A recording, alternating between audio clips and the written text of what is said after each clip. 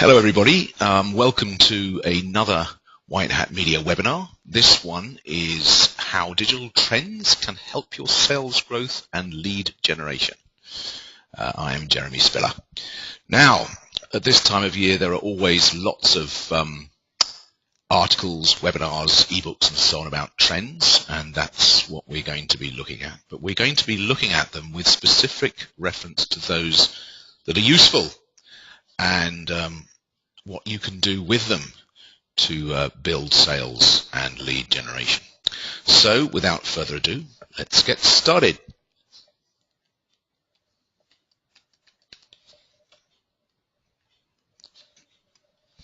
Okay, the first biggest trend, and probably one of the most important, is change itself.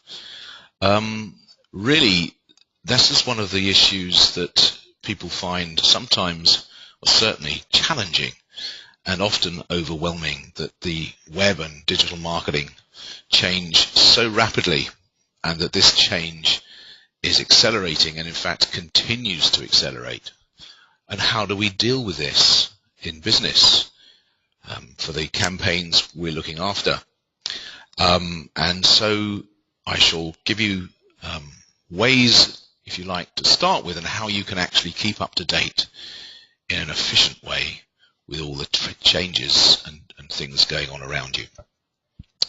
So how do we keep up to date? Well, basically you have to keep up to date yourself, or you should be paying someone else to do so and keeping you informed.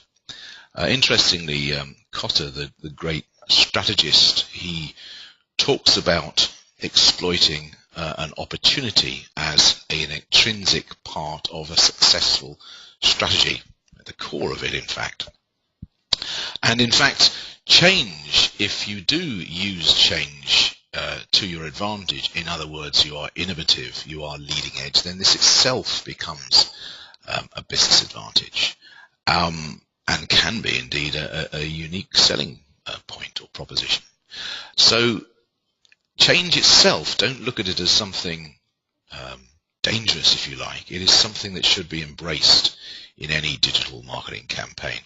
And as I've said, one of the key things here is to keep up to date with the changes that are going on around you so that you can, in fact, use them to your advantage.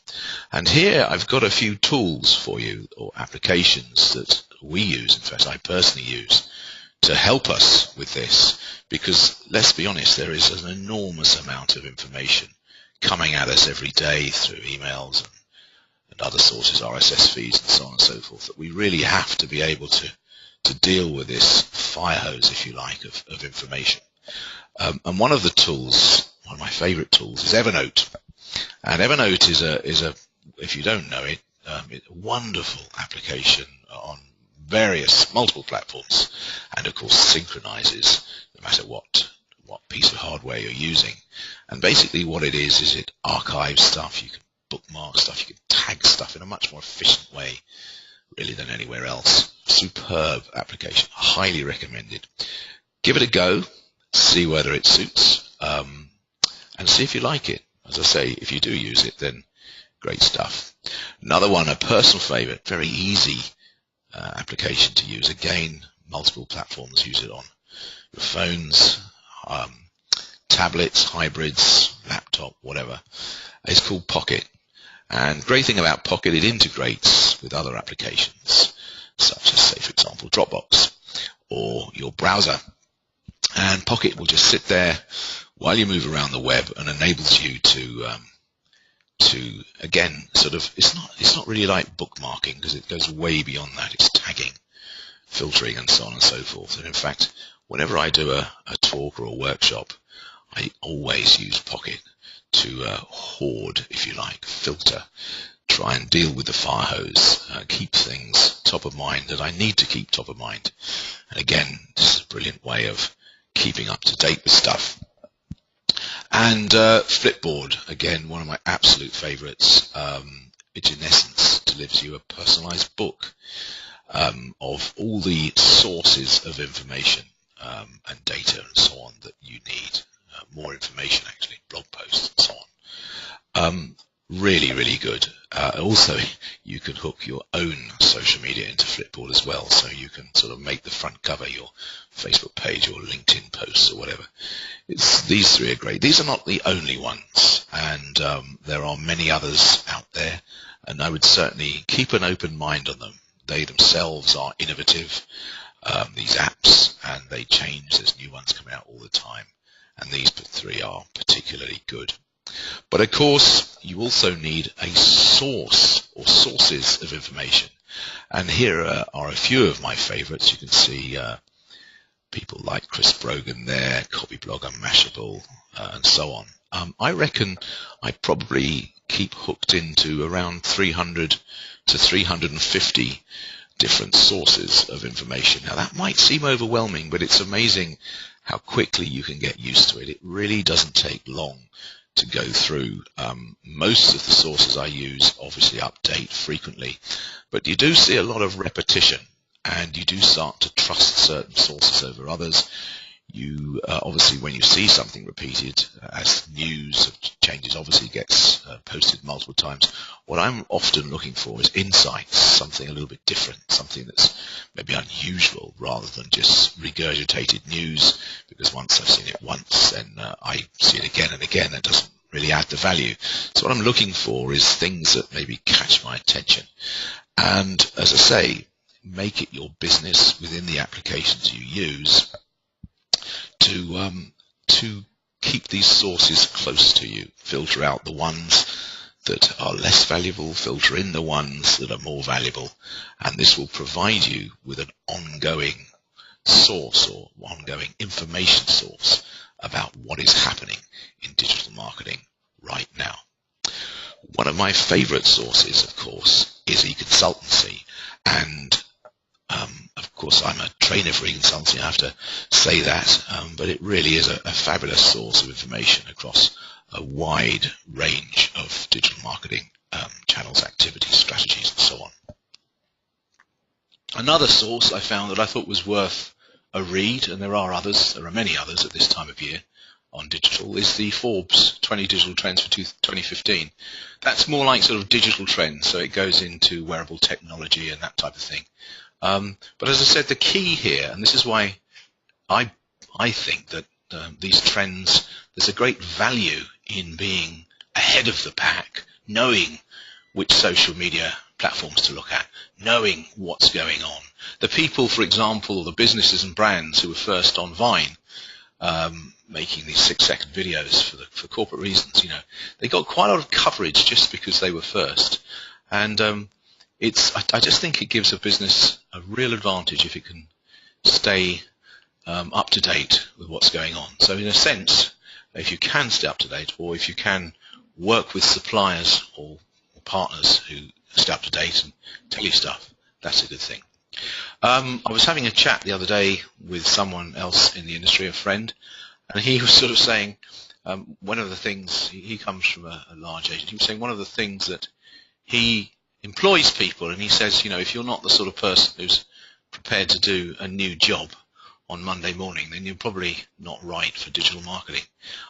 Actually, I just thought, for a little bit of humour, I would have a picture of a guy with a spanner and it looks like a plumber or something. I don't think that's literally what my friend meant, but I think you do have to keep abreast, and also your team do as well. And of course that requires training, it requires a culture of internal knowledge sharing, it requires a culture of open-mindedness. One of the areas I've always found fascinating is the constant release of new products, new tools to be used, and that's something that you constantly have to be learning about new stuff all the time. So your colleagues around you, you need to sponsor a culture of open-mindedness to newness and of ongoing training and development, and all things new and innovative. But the flip side to that is that fundamentals still matter. Now, what's this got to do with trends? Well, what's interesting is while everybody is keen to know what the new big thing is, or the new big thing they have to know, big data or social commerce or whatever it is, digital currencies and so on. The fundamentals are vital to understand. And I think the trend here is that actually the fundamentals are becoming more important. So the more channels there are to use and the more options you have, and the more information being thrown at you and your business and your colleagues, it's vital that you get the fundamentals right. If you don't get the fundamentals right, then it doesn't matter. You can be as innovative as you like, but you will be at a disadvantage. So make sure you get these right. And it's a bit salesy, this slide, but we've created, it's rather popular, this one, we've created a definitive digital marketing checklist, or rather my colleagues created it, and they put a lot of work into it.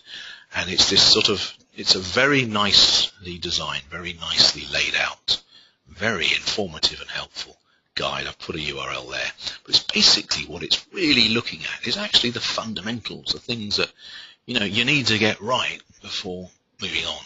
And that guide there, I put the hyperlink in there, which you can just link straight through. This, of course, we're going to publish this on the website. Again, if you need it, by all means, direct message me or email me. So this will make sure you get the fundamentals right. And of course, I've mentioned this before, our app, SiteChecker, app.com, or the app's called SiteChecker. Go and make sure your website is properly optimized for search engines. It doesn't take longer than 15 minutes, 10 if that. Run your site through it, and you're getting the fundamentals right. And it is a trend that fundamentals are becoming more and more important. Okay, so I want to touch the subject because if you look at the research, a lot of brands are taking digital marketing activities, digital marketing activities in-house. I actually think this is a very good thing, with a caveat, which I'll explain in a moment. I think that actually the insourcing of digital marketing activities makes a huge amount of sense, or rather some of them. And if you can insource, clearly that's a good thing to do. Build an in-house knowledgeable team, if you like, expertise and so on, because of course, that in essence they're going to cost less than outsourcing. Of course, there is also the cost of employment and all that sort of thing, but insourcing is definitely a good way to go. And of course, outsourcing is a good way to go. Typically, outsourcing might be used for the need for particular expertise, or you're maybe time short. Even if you're a small business, you may be busy running your business. You may not want to in-source stuff and start employing people to do digital marketing. And if you're a large brand, clearly you want the sort of peace of mind that they're always going to be there. They're not going to leave you. So, it's outsourcing is a good thing. But I want you to consider a third approach, and I call this co-sourcing. And co-sourcing, or maybe I got the phrase somewhere subliminally, co-sourcing in my lexicon is you do both. You insource what you need to insource, what you're comfortable to insource, and you outsource what you're comfortable to outsource. And in a sense, that's just why I've got this rather nice sort of wooden joint thing from carpentry. If you co-source, that's, in my view, the best way forward. And what's interesting is this exactly how the trend is going. So rather than saying, I am going to pass my email marketing or my SEO or my whatever it is to fully outsource, or indeed fully insourcing it, why not get a bit more granular and actually have your internal team work with your suppliers, whereby they're working together? And I think that's the best way. And as a putting on both hats, I'm sort of both client side and agency side, I think that works the best, I really do. I think that if you sit down and you work together, because when you need that little extra piece of expertise, or that extra time or campaign work or whatever it is. So I think the trend that I'm seeing is this whole co-sourcing, whereby people are certainly employing digital marketing directors, digital marketing managers and digital marketing teams, but then working with agencies and suppliers, contractors and so on, freelancers, in a cooperative way. Even more than one agency, doing almost not the same function, but lots of teams, if you like. But obviously that's got its own needs. one of the things I think where you get an advantage in co-sourcing is it is easier to keep up to date, because if you get a digital specialist internally and you're outsourcing, they can almost sort of bounce things off each other and just make sure everything is state of the art. So silos are breaking down, and that's another really important aspect of this. And I'm going to just talk about how we deal with that, because historically, I think it's fair to say that the larger the business, but even small businesses are guilty of this, because we say, okay, who's going to do the PR? Oh, well, we'll give that to the PR agency.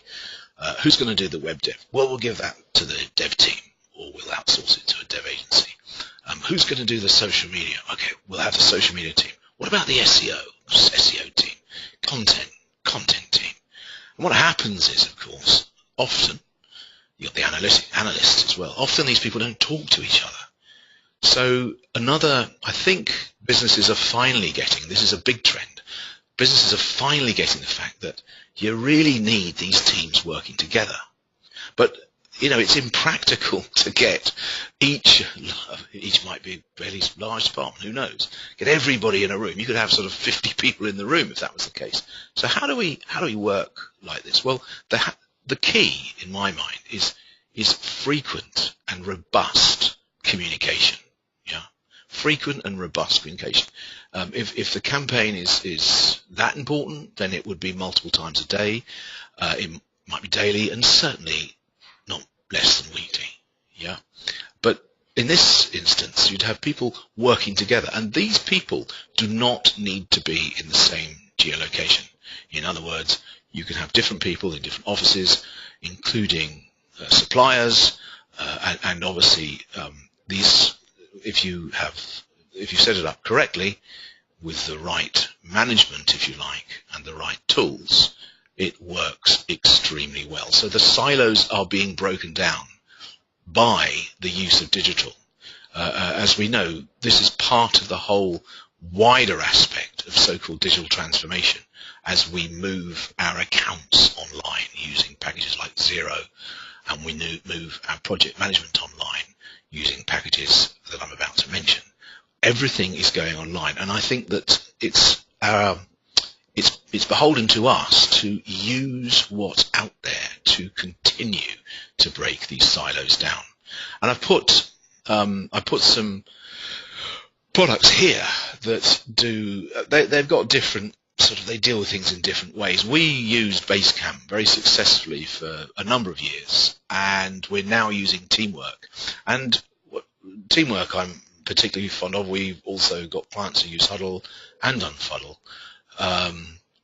But we use Teamwork. We find Teamwork amazingly effective in pulling people together on a frequent basis to share. And typically what these apps have, if you know them, I'm sure some of you do know them, you've got message boards, you've got whiteboards, you've got Gantt charts, you've got file archives, you can upload videos, designs, and it's great because you can, in this busy world we live in, with digital everywhere, it sort of helps you cut through things quickly. It keeps stuff, if you so choose, it keeps your mailbox in order, and it enables teams of multiple people in multiple locations from multiple organizations work together very effectively. And we've used collaborative tools. It was actually Yammer, the one we used to manage a wide Microsoft campaign across 6 different countries, 6 different languages.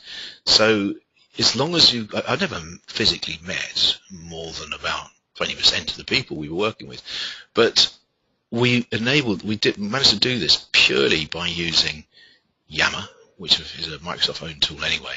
But there's lots of tools out there. Choose the ones that make your life easier. Yeah. In other words, use the tools available. So if you're a brand or a business and you're considering working with an agency or working with an agency, do they have those sort of tools? And if you're an agency and considering working with brands, you should be having these tools set up, and then including your clients with them. And this is a little bit of a sales thing. We are currently, literally this month, launching a superb new brand called Paddy's Bathroom. and it's actually the same guy who launched Ella's Kitchen, very well known brand here in the UK and the US. And we're helping Paddy's Bathroom as one of the agencies, if you like. There's a design agency, there's a PR agency, and of course there's multiple people in the brand itself. Some very good friends. And how are we achieving this? Well, we're achieving this through teamwork. You know, we've got conversations going on in there, files being uploaded, spreadsheets being shared, whiteboards being created, Gantt charts being created using teamwork, and it's been phenomenally successful. I'm sure that Paddy's and Paddy, the other suppliers, will bear me out on this. It's just great. It works. So that's something highly recommended. Content repurposing. Again, this is another trend. And I think if you've been to one of my workshops, there's something I emphasize, which is the whole content repurposing thing is basically a way of saving money and being more efficient with what you create. And quite simply, it's that if you go out and you start to create ideas, we did a session, the last session actually in November was about idea creation. It's still on the website if you want to download it. But the whole thing is that you don't have to constantly have lots of different ideas. Obviously you do, but in this context, you can have, say, create an ebook or create a video and then use that to create other things, such as a slide deck, such as blog posts, such as tweets, such as Facebook posts, or whatever it is. And so when you create content, and the trend is going this way as well, that's why use that. Don't feel that you have to create something different every time you create a piece of content. And you see this a lot now because, of course, the obvious one is TV ads. You know, the first thing a brand does with a TV ad is put it on YouTube and possibly Vimeo. But even if you're a smaller business and even if you're not buying TV ads, you're not making TV ads, still repurpose your content. You know, actually making videos these days, as we've covered in previous webinars, is not expensive. You know, if you run events, you should have your colleagues with smartphones filming those events. You don't need to be spending a fortune. You can, and of course, but the web is actually quite forgiving of not necessarily high definition imagery. Okay, content. Now I couldn't hand on heart talk about trends without talking about content, and I truly believe that the day of the here's a newsletter, is sort of, you know, we're moving on from that. I don't mean that it's the end of email. Email is still the third or fourth most effective way of marketing. But it's not. It's the newsletter I have an issue with because it's so much us. We're telling about us, and as well as the sort of the heavy use of newsletters to push, promote, interrupt marketing. So I think that a big trend is that things are evolving and still evolving and have been evolving, and we all know now the importance of content. And I really do think that if your so-called content efforts are currently a newsletter, changing some of your website and writing a few blogs, it sort of needs revisiting and updating. And that's not a criticism, that's a positive suggestion.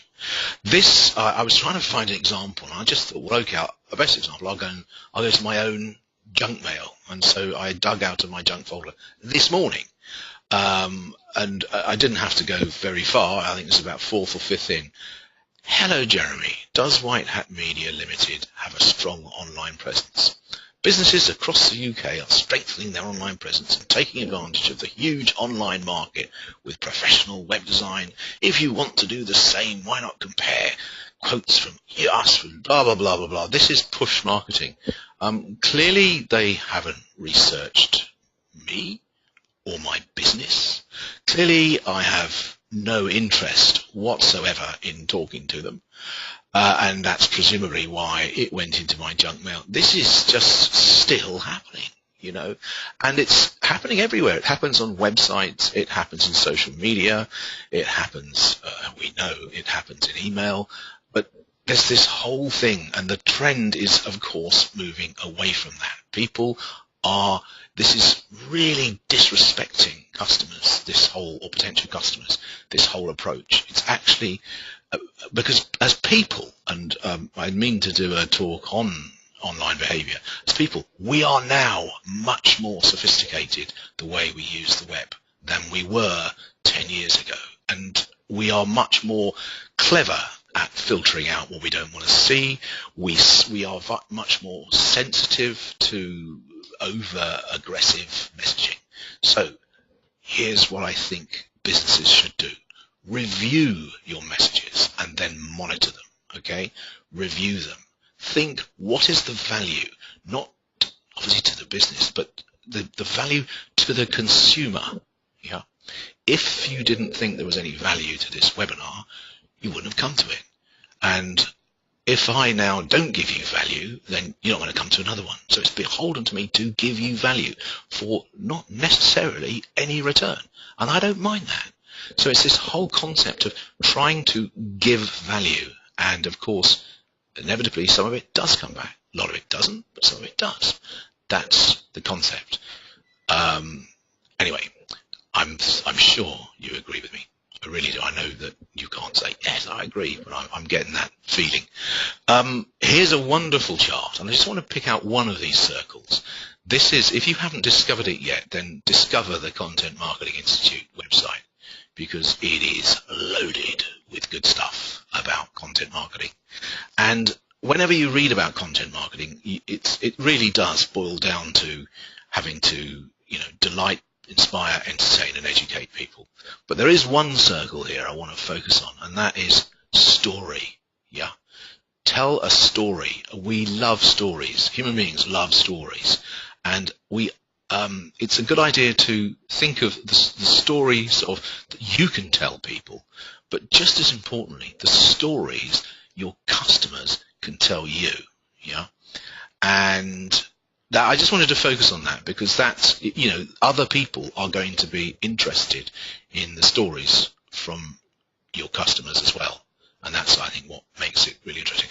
Anyway, I'm not here to talk through the content marketing framework per se, but again, there's a wonderful resource there. And the key here, and this is the trend, as you'll find out in a moment, is to move more towards really seriously good quality content. And the other phrase, this is, I made this phrase up. I just thought this is nice.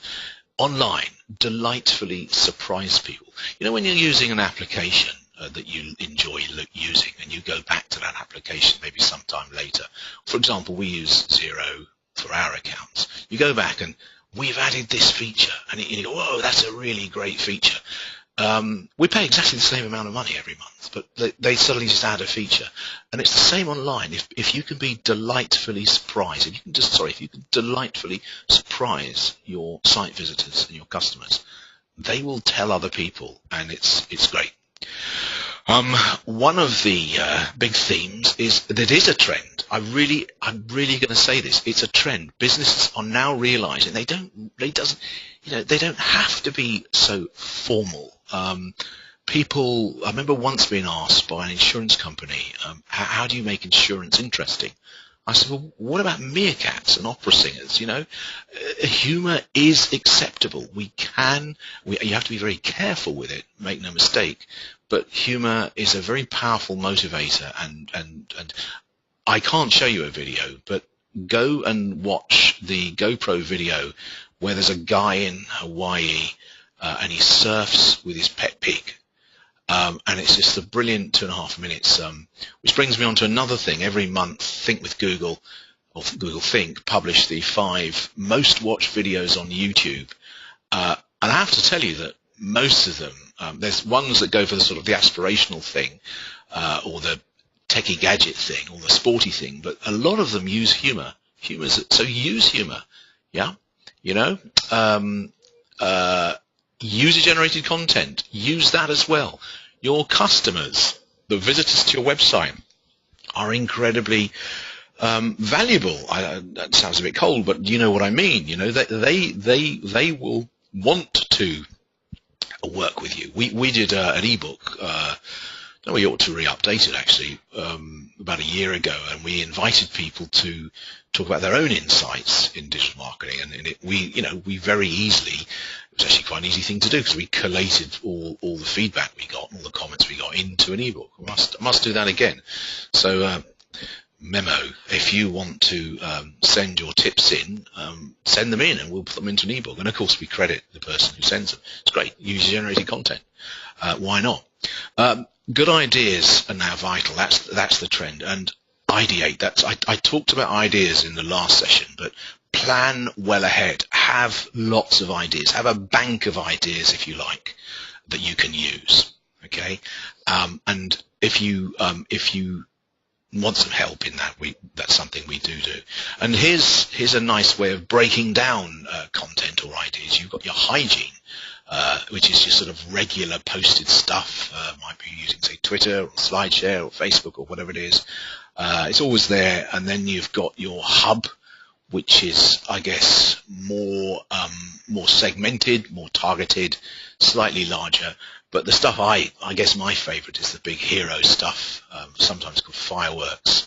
And again, cater for the different types. When you do think of your ideas, when you start working on your content plans, and by now, you should really have a content plan running for the next 12 months, and 6 as a minimum, knowing what you're going to post when. Of course, there's going to be news things that come up that might influence that, but you need to really try and get the very best ideas. A wonderful talk on TED, which I'm sure you guys are all familiar with, but TED, Seth Godin talks about being different, being unique, standing out from the crowd. And it's a wonderful talk there, and that's ideally what you want to do. Okay. I'm putting this out because there's a particular word in this actual chart that I really like. And again, I'm referring to e-consultancy, who, as I say, is my other job. One of my other jobs is a trainer for e-consultancy. Their stuff is absolutely brilliant. And they ask here, over the next 5 years, this is actually in the same blog I mentioned earlier, over the next 5 years, what's the primary way your organization seeks to differentiate itself? And there's this is like the largest category by a long way. Obviously, product, service, quality, yeah, that's okay. Customer service, customer experience, make it easy. Fun is the word I wanted to focus on. Fun, yeah. I think in business, what's happening is that brands are lightening up. Banks, insurance companies, some of the, if you like, the more traditional businesses, lawyers, they are now using social and digital in a much more fun way than they used to. And I think that's a really good thing. And that is the trend, sort of lighten up, with regard, even if you're in sort of heavy engineering. I think one of the talks I've done previously, we talked about the Kern scales and the way they put a garden gnome in a suitcase and sent it off to a bunch of scientists. Lighten up. We've touched on humor a moment ago, but of course this is about customer service as well. When people visit your website, and I don't think this is obviously looks like it's basically for retailers, customer experience, make it easy, fun, pleasurable to shop from us. But I actually think it applies to B2B as well, not just online retail, online e-commerce. It applies right across the board. People want to access websites easily, learn something, they want to find value, and they want to have fun. Okay, I love this word. I was in researching this webinar. I had not heard this word before. Infobesity. I mean, what a word. It's a bit like ideate. And what is infobesity? Well, it's I'm sure you get it immediately, or you might even know. The condition of continually consuming large amounts of information, especially when this has a negative effect on a person's well-being and ability to concentrate.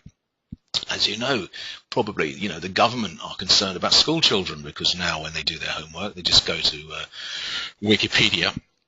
They don't really learn the stuff. They merely regurgitate it from Wikipedia. This, and every day I absolutely know, to talk with people about this all the time, the amount of stuff we have to read. The digital deluge is affecting everybody, and not in a good way. This is infobesity. And what I thought was fascinating about this, having a negative effect on a person's well-being.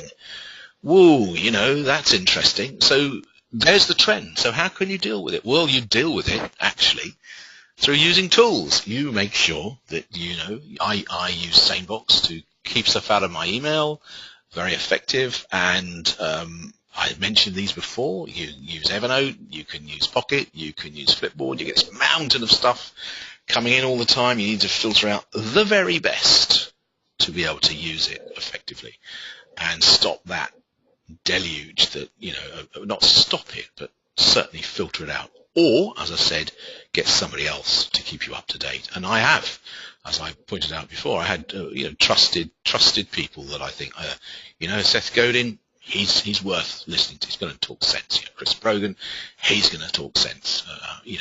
Brian Solis, he talks sense. So I know who to listen to. And I guess what we're all trying to do is to be up there and be one of the people actually want to listen to. Also, for the flip side of this, what's happening is we are trying to measure things better as well.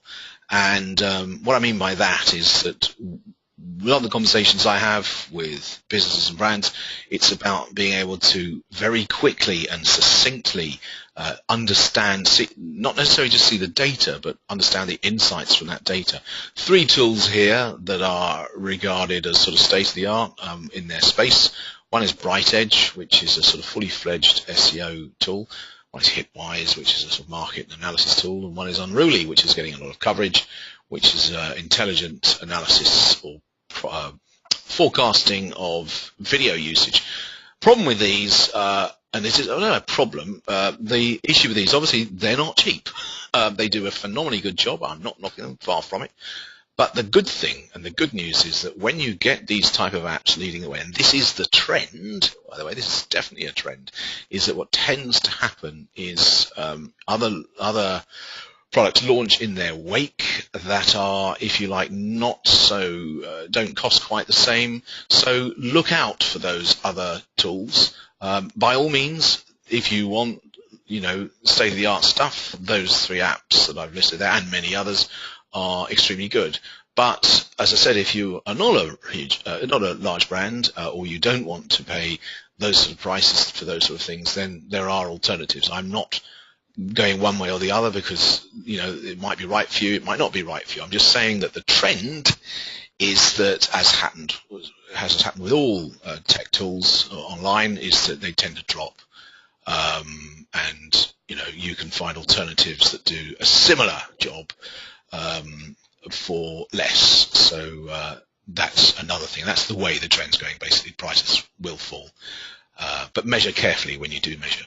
Another biggie is the whole social media thing. You may or may not know this, but we used to call it EdgeRank, but Facebook hadn't called it that for a long time now. It's called now they call it the newsfeed algorithm. Basically, what this has done, you may or may not know this, is it makes almost all your posts as a business on social media are not seen. In other words, out of the 100% or rather put it the other way around, of all the posts you make, only a very small number of people see them. So let's say, for example, you post to 10,000 people. Okay, you have 10,000 likes on your brand page on Facebook. The algorithm a while ago used to get about 18%. Now it's 2%. So of that 10,000 people that are following you, probably no more than 200 are going to see that post. So basically, when I say social media has come out, we now know it for what it really is, which is an advertising channel. Okay. Yes, it provides a free service, of course, as does Google, but at the end of the day, it's an advertising channel. And by progressively reducing the visibility of what we call organic or natural posts, of course, brands and businesses are now, if they want visibility on social media, are having to pay for it. It's as simple as that. And no matter how brilliant your campaign is, unless it's really heavily engaged with, and I'd say even then, the actual visibility of it is more than likely going to be under 2% of your total number of likes, followers, or whatever. And that means you have to pay for it, okay? And that's why we're seeing these owners of the social media platforms basically putting things in our feeds, putting things in the things they know we read. And again, I'm just going to click on to the next slide. And again, this is exactly how we helped launch. We did do organic posts, but we also recognized that we had to buy space, if you like, and you've got to be very careful with buying space, because if it's useless rubbish that people aren't interested, even if you pay to put it in front of them, then it's not going to work. You've still got to provide value. And we found, and this is just something to share, we found that the thing that was watched most of all was a short video. Okay, so that sort of links in to what we were talking about earlier about content. Video is, again, it's still a growing trend. I know video, I know the stats of the amount of people with great videos put them on YouTube. Video is still a very powerful thing, and something I think that's still a major trend. So social advertising, and interestingly, I think that social advertising comes, if you like, slightly outside your more traditional ad buying process. So rather than digital display, which you've got real-time bidding and so on and so forth, it is, but it's outside that. It's a slightly different approach is needed. But what about the sexy stuff? I've been talking for quite a while about trends and stuff like that. But what about the sexy stuff? What about the wearable technology? Well, yes, that is definitely a digital trend. We're going to be seeing embedded technology soon. Is there stuff you can do about it? Of course there is. If you've got budget, I think it's a trend that's hitting us hard. It's about to hit us hard. What's interestingly about some of the wearable technology is, as you probably know, Google have canned. They're not selling any more Google Glass. They're still, in inverted commas, developing it. Apparently people were getting banned from going places and look like clowns when they were wearing these things. So that's what they need to revisit that. But I still think the whole Fitbit thing, that's growing like Topsy. How you can use it, I would say the jury's out at the moment, but keep on top of it, know what's going on. And with that in mind, as Google announced that they were basically canning Google Glass, Microsoft announced that in the next cut, around about the same time the next Windows 10, they're launching holographic computing. Okay, this was literally 6 days ago they announced this, maybe 7, and they are launching the HoloLens. I encourage you to go and read what's sitting behind this link I've put here, because it's awesome. Okay, and I'm a big fan of the Xbox Connect and the Xbox and this whole where you gesture technology. I'm a big fan of augmented reality, and in terms of education and entertainment, I think this is going to be huge. And ultimately, therefore, in terms of marketing, I just think if you go and read this, you literally they actually talk about being beyond holographs. I mean, the whole thing is, you just think like you're reading a science fiction book. But the good news is, it's coming, and I don't know when Windows 10 has been scheduled for launch, but it's not very far away. How cool is that? So that's the sexy stuff covered in like about a minute and a half. But I suppose the key to it, what this sort of tells you, is keep on top of this new technology thing, because if you can see, you will be able to see ways that you can use it. As I say, especially if you've got the budget and the resources. But even as a smaller business, again, it's a really good idea to keep on top of it. Now, I've been talking for 44 minutes, so it's time to wrap up. Just basically, last couple of slides. What do we do? Well, we can help you with a number of things, all the things above. Basically, the basic elevator pitches. We help business grow sales through expert digital marketing. But if you want to talk to us, and I love to talk to you about creating some really cool content for content marketing campaigns, getting it distributed through social media, paid or otherwise, that. If you know me, we'd really like to talk about. No obligation. It won't be a hard selling like that. It's just stuff that's just such fun and so effective to do. So yeah, I hope you've enjoyed it. I'm just going to click on the little button thing that tells me if there's any questions, and if there isn't, don't worry, there isn't. Okay, which is fine. If you have any questions, by all means, contact me. Hang on, let me just. Oh yeah, here's my contact details. Come and talk to us about what you want to do. That's not that's the only sales thing I want to say. Come and talk to us about what you want to do. I'm not going to heavy sell you. I just like to talk to people about ideas. If you like some of those ideas, then great, you know. Or if you're from abroad, give me a call. We can always chat on Skype, Huddle or something. Those are my contact details if you haven't got them. I've got a landline there. I'm quite happy to share my mobile number with you guys. The one I'm probably, if you give me a call or contact me through LinkedIn. Great. And thank you very much for attending. And tell your friends about the webinars. We're going to have a cracking 2015, and thank you very much for joining this webinar. And thanks again. See you at the next one, hopefully.